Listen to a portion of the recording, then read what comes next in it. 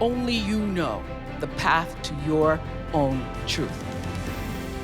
SuperSoul.tv comes to own Super Soul Sessions, a 4-night event with superstar thought leaders. Hour 4 of our first series of Super Soul Sessions with Deepak Chopra, Marianne Williamson, and Oprah Winfrey. Your life and what you're meant to do is special. Now from Royce Hall at UCLA. So now it's my turn.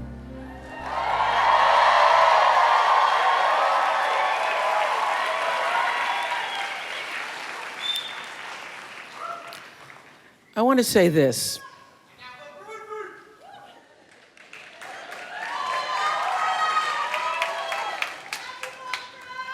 Thank you.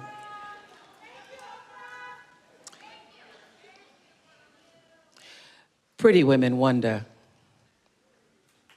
where my secret lies.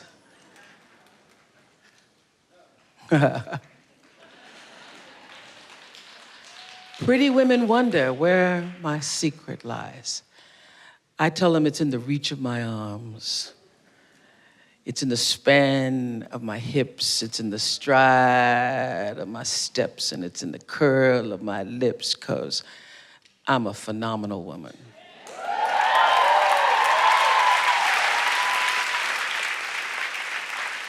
So phenomenal that sometimes I walk into a room just as cool as you please, and to a man they either stand or they fall down on their knees. And then they start swarming all around me, a hive of honeybees. I say, whoa, must be this fire in my eyes. Maybe it's the flash of my teeth, the swing of my waist, or just the joy in my feet. Oh, I don't know. All I know is I'm a woman, phenomenal woman. And men themselves, they've wondered just what it is they see in me sometimes. They try so much, but they cannot touch this inner mystery. And when I try to tell them, they still can't see. They say, I say to them,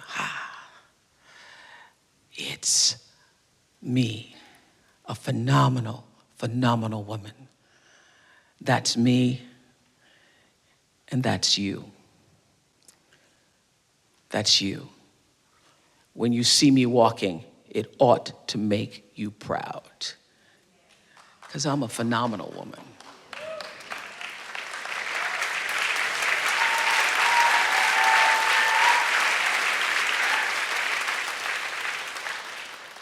It's the bend of my hand, the palm of my hand, and the need for my care. Phenomenal woman. That's me, and that's you. And a few phenomenal men. My homage to my beloved Maya Angelou. She wrote that poem in 1978.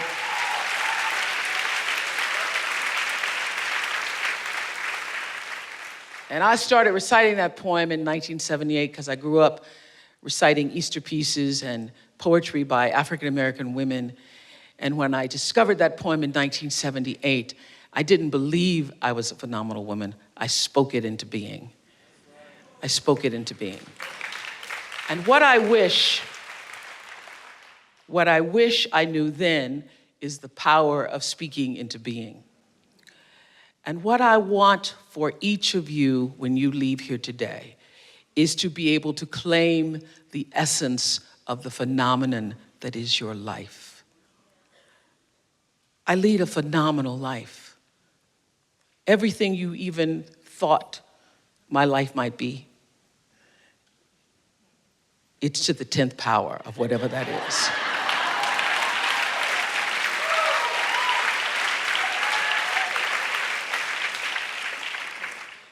And it's not because of all the things that I have. I have beautiful things. It's not because of where I live. I live in a beautiful space. It's because of whose I am. Whose I am. And I am where I am and who I am because I've always known whose I am. And though I may not know what the future holds, I know who and what holds the future. So this process of living as a phenomenal woman, I ask myself sometimes, how did this actually happen? And I realize that the story of my life, many of you have heard the story of my life. You know about my grandmother hanging out the clothes. Me saying, Grandmama, no, that's not gonna be my life. I think about that and the impact that it had on who I am today, being able to listen to the inner voice and be able to follow that voice my entire life right to this stage here today. But actually, the best advice I ever received happened when I went to audition for AM Chicago. It's advice I took to my heart and was able to live through my heart. I was auditioning on Labor Day weekend of 1983 with Dennis Swanson. And they'd call me from Baltimore to come up and try out for this new job, AM Chicago. And I knew that it was time for me to leave Baltimore because I'd come to the point where I had grown as much as I could grow in that space. And I could feel the energy of my life pulling me in another direction. That's how you know when it's time to move. You can feel the energy of your life pulling you in another direction. So I had done my audition and I thought I did a decent job, but I really wasn't sure because there I was, a little chubby girl with a jerry curl. And after the audition, Dennis Swanson, the general manager of WLS Channel 7 in Chicago, called me into his office. This is Saturday, September 3rd, 1983. And he said, "We like you, young lady. We think you did a really fine job. We actually would like to hire you, and what we want to do is put you up against Phil Donahue." Now, those of you who are old enough to know that what Dennis said was, "We know he's the king of daytime television, and this is just a local show we're asking you to do, AM Chicago. And we know you really can't compete with Phil Donahue because we are a local show with local money. So don't you worry about competing with him or trying to beat him, young lady, because you can't do it.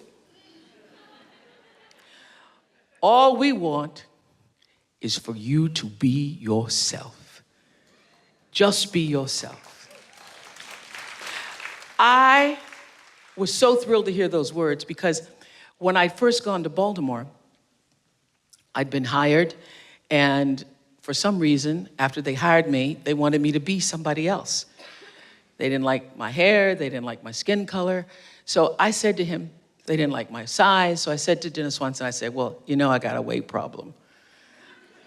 So I don't want you to get me here in Chicago and then tell me you got a weight problem, because I'm telling you right now, I got a weight problem." And Dennis, to his credit, says, "You're looking at me, you can see I have a weight problem too." He said, "We just want you to go on the air and be yourself. Just be yourself." Those words liberated me and made me feel what every human being wants to feel. What I learned from 4,773 shows on the Oprah show is that no matter what the subject, everybody is looking to feel accepted and validated. We all just want to know that we are heard and we are valued and that what we have to say matters. So when Dennis said to me, "Just go on the air and be yourself," it liberated me. And so I'd already figured out that I could be a better me than I could be pretend Barbara Walters. I knew that. I'd had that lesson. But to have it affirmed was really the greatest gift of my career, equal to the job itself of being hired to do AM Chicago. What I've come to understand now, really, full circle, is that life, the universe, the presence, the divine, was using Dennis Swanson to help teach me to unleash the truth of my life, to unleash my own truth, understanding that life is unfolding according to each of our truths, that you are creating your reality as you think and as you act upon those thoughts. Every thought and action and feeling all the time. And that the universe is constantly reflecting that reality back to us. A reality that starts, for me, with my intention to do well, to be a force for good in the world. And in return, I get this phenomenal, forceful life where I am constantly shown goodness and mercy. That is what I want for you. That is why we're doing these sessions. That's my mark for the planet. I want that for you. So the number one goal and role for you, and the continuing goal for me, is to become more of who you are.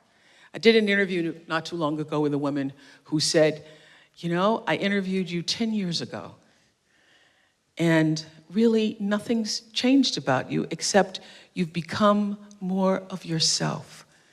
I said, I'm gonna use that. That's what we want, is to grow in grace and become more of yourself, because there is not another human being quite like you. Nobody's been through what you've been through. Not in the same way that you've been through it. That's why you grew up in the same house, you and your sister still arguing about what actually happened. You still can't agree. You can't agree because you saw and experienced through the prism and view and awareness space that is you, and your sister saw it through her eyes and her prism. Your being here matters. It matters because every single contribution that you have to make, the world has been waiting to experience from you. And your phenomenal existence here matters. And you must know that your being here, the very fact that you are here on Earth, is enough. You don't have anything else to prove. That sperm hit that egg. That sperm hit that egg. And some of you have heard me tell this story. My father and mother only were together one time under an oak tree. That's why I love the oak so much. And that one time, which they thought was an accident, who are you telling? Created me. However you came to be here, your life and what you're meant to do and what you're meant to contribute is special, and does matter.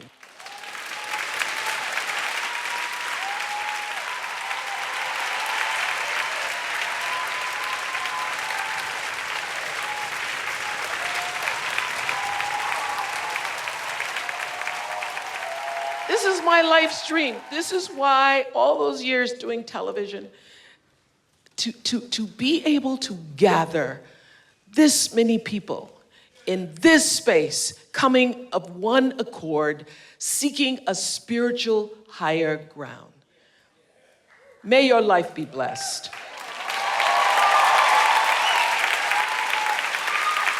Be blessed. Thank you. Thank you.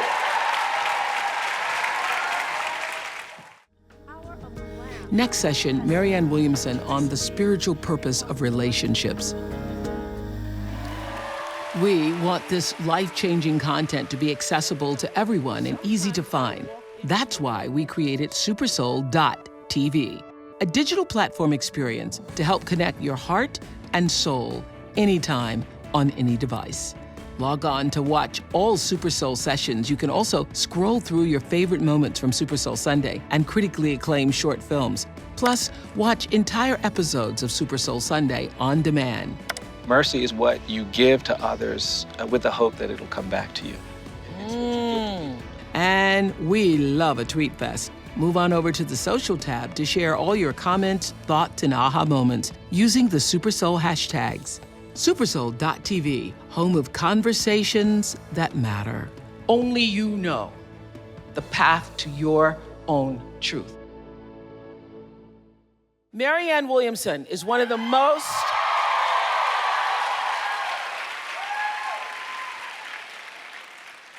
she is one of the most influential women of the modern spiritual world and the modern spiritual movement.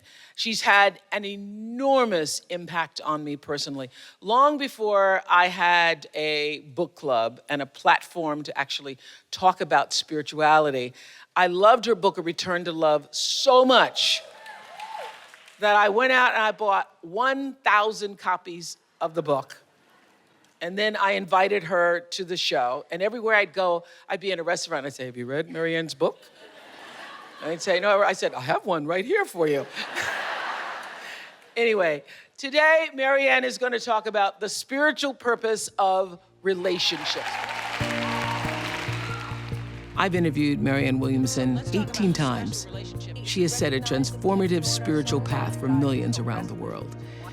She is now a digital force, reaching millions with her weekly live online courses. Welcome to Super Soul Sessions, Marianne Williamson.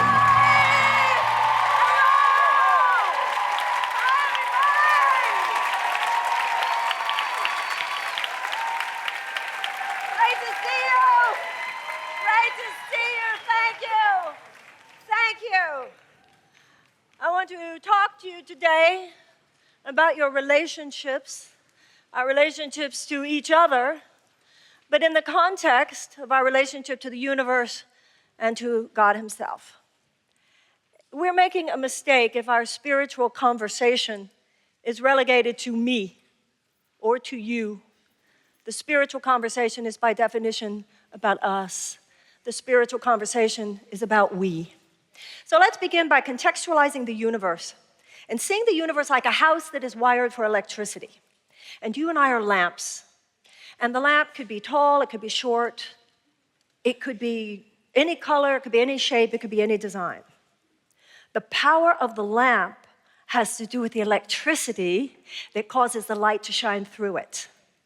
So no matter what the lamp is, if it's not plugged in, it doesn't shed any light. And the light does not come from the lamp. The light comes from the electricity. Now, A Course in Miracles tells us enlightenment is a shift in self-perception, in self-identification, from body identification to spirit identification. If I only think of myself as my body, as my circumstances, as what happens in my life, all about me, all about mine, I'm identifying with the lamp. If I identify with my spirit, I'm identifying with something much bigger than me, something which flows through me, something which extends through me and lights up the entire universe. To the extent to which I think of myself as a lamp whose only purpose is to plug in so that light might shine through me, that is how I actualize and become the lamp that I can be. Now, the universe itself is intentional. So when we talk about my intention for this or my intention for that, that can actually be misused. If we think in terms of the intentionality of the universe, something much bigger is going on. When you have an egg and it meets a sperm, they come together, and then all of a sudden these miraculous occurrences begin to reveal themselves. Cells begin to appear out of this natural intelligence, which is the electricity of the universe. It is intentional. It is so intentional that not only do cells appear, but cells actualize and then They begin to collaborate with other cells, and the next thing you know, you started with an egg and a sperm, then other cells begin to appear, and the next thing you know, you have a brain, and the next thing you know, you have a spleen, and you have eyeballs, and you have skin, and you have a heart, and you have lungs. This natural intelligence that is emerging and working through these cells. And then the universe, in its intentionality, turns the embryo into a baby. So the universe is intentional, turning embryos into babies. The universe is intentional, turning acorns into oak trees. The universe is intentional, turning buds into blossoms. So this intentionality of the universe, the same intentionality of the universe, an embryo doesn't have to say, I intend to become a baby. The acorn doesn't have to say, I will become an oak tree. Rather, the embryo and the acorn are used by the larger intentionality of the universe, whose intention they are that they become the highest creative manifestation possible for them. So just as the universe intends that the embryo becomes the baby and intends that the acorn becomes an oak tree, it intends that you become the highest possible creative manifestation for you in this life. The universe already intends it. And so as we allow ourselves to be used for the larger intention of the universe, that is how we find our highest self-actualization. Later on Super Soul Sessions, Deepak Chopra on how belief creates reality. We wake up in the morning and we ask, this is how the lamp plugs in. We ask that our intention be, where would you have me go? We say to natural intelligence, to love, to God as we understand it. Where would you have me go? What would you have me do? What would you have me say and to whom? This puts you in right relationship with the intentionality of the universe, with your primary function on the earth. And then we are asked to see that in every single relationship encounter, even the most casual ones, either God is in everyone or God is in no one. You know, I gotta tell you something. The highest power position, the highest power thought is not, I am unique. The highest power thought is, I'm just like everybody else. I'm just as wounded as everybody else. I'm just as hurt as everybody else. I'm just as hungry as love for everybody else. Because that gives you empathy. That gives you compassion. And then relationships aren't even something you have to strive for. Relationship is something, it is simply the primal state of being. Cells are in relationship with each other. And then we heal. And then all of the wounds that we have, you know, in Western psychotherapy, psychotherapeutic tradition and mentality is all about how can we analyze our wounds and learn more about our wounds and own more about our wounds. Yes, we have to look at them.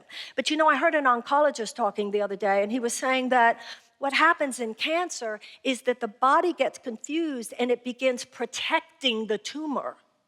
We start coddling our neuroses. We start talking about our wounds more than talking about the fact that in any given moment I might be wounded, but I can choose not to act from my wound. I don't have to act from it. And when I'm having an awful thought, I can say, I surrender this thought because I know that I'm not actualized. If I'm having a critical thought, if I'm having a negative thought, if I'm having a blaming thought, if I'm having a victimizing thought, I might not be evolved enough to not have that thought, but I can be evolved enough to say, I am willing to see this differently. I'm willing to ask for a divine intercession from a thought system beyond my own to enter into this thought system and restore the celestial order within my thinking so that I will bite my tongue, I will not send a text, I will not send an email, I will not pick up the phone, I will not listen to the part of me that says, no, he needs to hear this, and he needs to hear this from me now. I can be aware enough and experienced enough to know that probably will not get me what I want. That is my ego mind, my self-hatred posing as my self-love. You know what? Years ago, I said to myself, oh, Marianne, you don't have to worry about a devil. There's no devil out there stalking men's, this planet for men's souls. That's completely all in your mind. And then I stopped and I thought, all in my mind. That's the worst place it could possibly be. So we don't believe in some devil out there, because ultimately there is no out there. But what there is in all of us, the tendency to perceive without love. And if we are perceiving without love, we will not ultimately be happy. We will not ultimately be successful in the sense of what success means in an enlightened sense. And we will definitely not be in relationship. So we can know that those voices are there because we are wounded, because wires got crossed. We all had childhood, and we all have had the experiences in life of betrayal, of unkindness, and sometimes those situations are right in front of us right now, particularly in relationship and particularly in intimate relationship. But you know, when couples ask me, how do we make our relationship better? Often I say to myself, I'll say to a woman, when your husband left for the house this morning, did you pray for his happiness? Did you, whoever your partner is, your lover is, your child is, did you pray for their happiness this morning? Kind of forgot to do that. That's what that plugging in of the lamp is. And then any given moment, we can practice it. Just like with yoga or any other physical exercise, you're training your external muscles. With spiritual practice, we train our attitudinal muscles. And just like with yoga, you discipline your muscles so that you can rest in that place. With spiritual place, we discipline our thoughts. Yes, we all have those thoughts. Yes, we all have those selfish thoughts. Yes, we all have those negative thoughts, etc. But we can take a stand. We can take a stand for love. We can take a stand for the universe. We can take a stand for enlightenment. We can take a stand for God, which is ultimately we can take a stand for our own selves. That is self-care. That is self-love. Self-love is knowing that myself is more than myself with a little s, itself with a big S. And when we ask, may I be actualized today? That doesn't mean I won't fall off the spiritual wagon every once in a while. There's nothing wrong with the word try when it comes to our spirituality. We try, sometimes we get it wrong, sometimes we say things we wish we hadn't said, we do things we wish we hadn't done, but we can atone. And we can make amends, and we can start over, and we can be even better. And we can know, yesterday I was weak, but today I can be strong. And everybody that I meet, if I love you, I'm gonna continue to meet people like you, and where I'm good, I'm even gonna get better. And where I get it wrong with you, I'm gonna meet you again down the road, and I might have been weak in this relationship last time, but I'm gonna be strong now. Where I was weak, I'm gonna be strong. And where I was selfish, I'm gonna be giving. And where I was bound in fear, my love is going to free me because I know better than anyone else, but no less than anyone else. Am an instrument of God. I am a lamp through which this light is meant to shine. And when we realize that all of the children of God are special and none of the children of God are special. The Course in Miracles says, the people who have achieved the most in the world have achieved a fraction of what all of us are capable of. They have achieved that which is potential in all of us. When I think of the Oprahs of the world, that's what I think of. They have actualized that which is potential in all of us, and that's why we're grateful to them. They are displaying that which is possible for all of us, not just because of her relationship to you, her relationship to me. It's because Oprah and people like that are clearly in relationship with the ages. They're in relationship with the universe. They're in relationship with something bigger. They are in honor of their ancestors and in service to our descendants. That's relationship, and that is love. God bless you. Thank you. Thank you. Thank you so much. Thank you. Thank you. Thank you so much. Thank you. I love you. Next session, Deepak Chopra takes the stage. I have known Deepak Chopra for over 20 years. And he is actually one of the busiest spiritual teachers in the world, so I'm thrilled that he could find the time to be here for us today. He's gonna tell us how belief creates our reality. Deepak Chopra started his career as a medical doctor and is now one of the world's authorities of mind-body healing. His groundbreaking spiritual work has transformed the way the world views conscious living. Time magazine calls Deepak one of the top 100 heroes and icons of the 20th century. Welcome to Super Soul Sessions, Deepak Chopra. Thank you. Thank you. Thank you.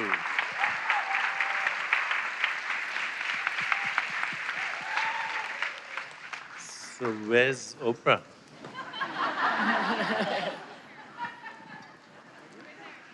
Okay, so I'm going to do the last session with you on how belief creates our reality. And I'd like to first define what a belief is. A belief is a thought that is true for you. Simple. A thought that you hold to be true. How do we acquire beliefs? We acquire beliefs through the interpretation of past experiences. So every experience you have, doesn't matter what the experience is, having chocolate ice cream or a cup of coffee or meeting someone who you're attracted to or repelled by, all of those interpretations ultimately end up becoming your beliefs. So let me show you how that actually creates our reality. And I'm not speaking metaphorically, I'm speaking very literally. What we see, what we perceive, what we hear, what we think, what we imagine, what we understand, what inspires us, all of that comes from belief. And then these beliefs project as our world. We actually create the world that comes from these inner beliefs.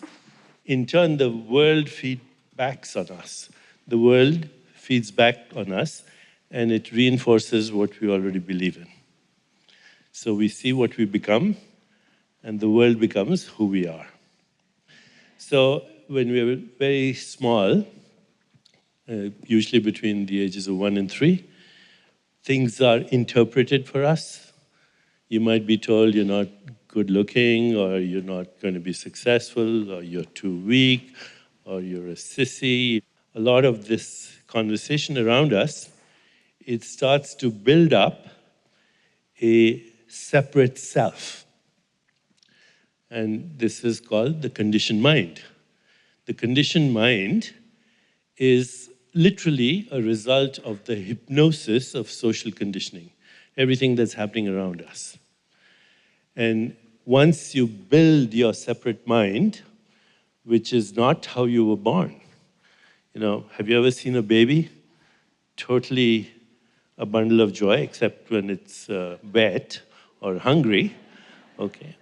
But a baby is a bundle of joy, spontaneously bursting with bliss for no reason whatsoever.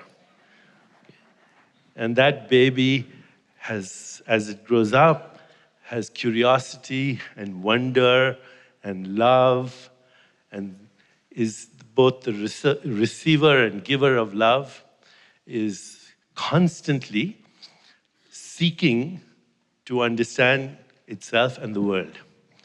But as soon as the conditioning starts and you build a separate self, then that separate self, of course, feeling disconnected from all that is, it starts to live in fear.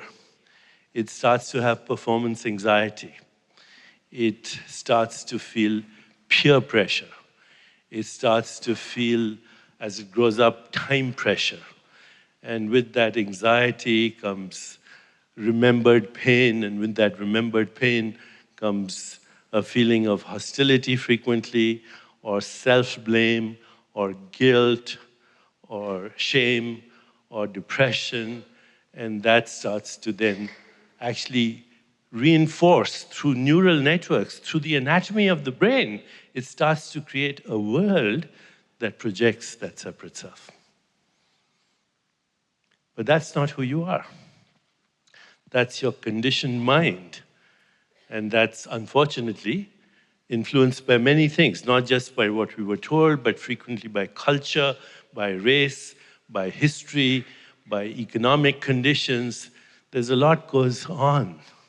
So you say, if my beliefs are going to imprison me in this prison where I can't even see the walls, because they're invisible walls, then how do we change this belief that is imprisoning me to actually take me to my true self, where I really understand that I am connected right this moment. I am connected right this moment to the source field of the universe. To the source field of the universe. That some people call God, some people call spirit. That your soul, your inner being, which is beyond the conditioning, is connected to the source of all that exists, is inseparable in every moment of time. Over 4 million people have participated in the Oprah and Deepak 21-day meditation experience. Find out how to register on Oprah.com and share it with somebody you love. So let me ask you something.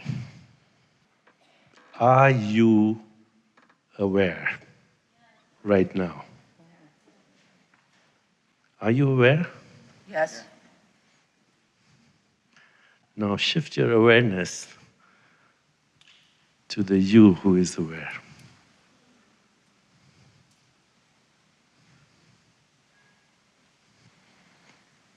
And what you feel right now is presence. Do you feel it? That's you. This presence has no dimensionality. It has no race, it has no gender. But it's the only real part about you. It's the only real part about you. Let me ask you another question. What are you aware of?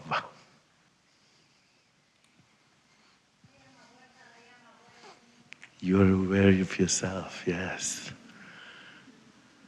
You're aware of your timeless being. This timeless being is not in time. Is infinite possibilities. Is the field of synchronicity, grace, meaningful coincidences. It's connected to all that exists. It is infinite love. So let me go back to it. What are you aware of? And she said, I'm aware of being aware. Let me ask you, does this part of you need anything right now? Does this part of you feel connected? Does this part of you feel love, joy, compassion?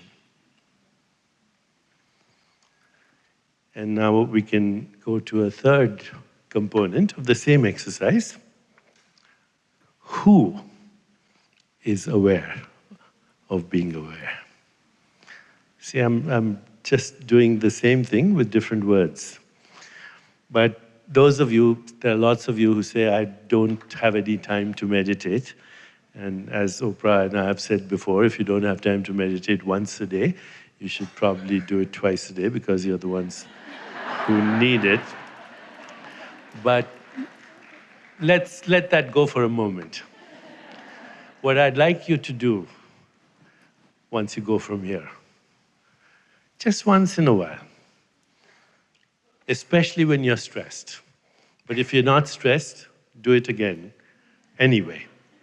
Okay, stop and ask yourself, am I aware? That's it. It'll bring you to the moment. It'll bring you to presence.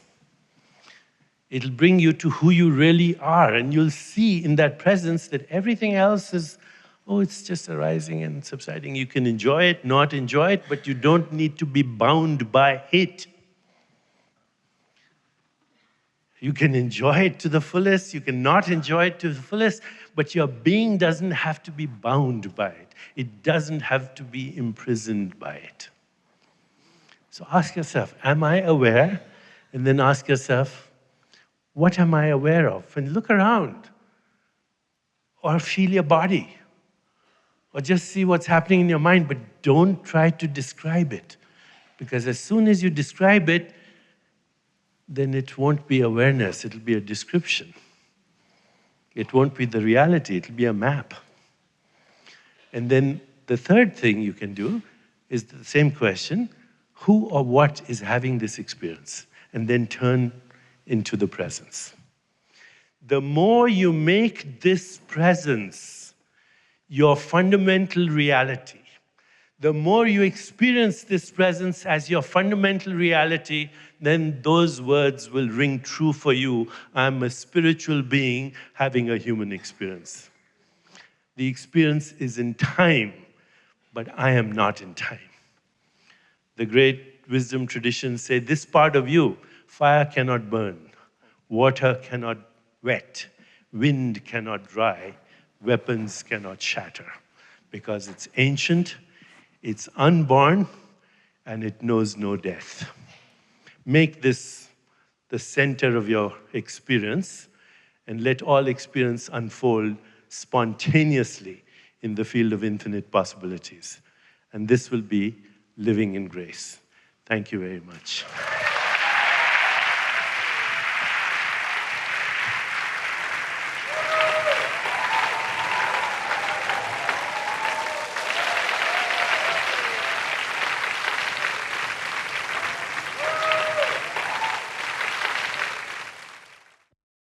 The law of cause and effect isn't something you just believe any more than gravity. Gravity isn't something I just believe, it's something I know. I know if I have something in my hand and I drop it, it will fall to the ground.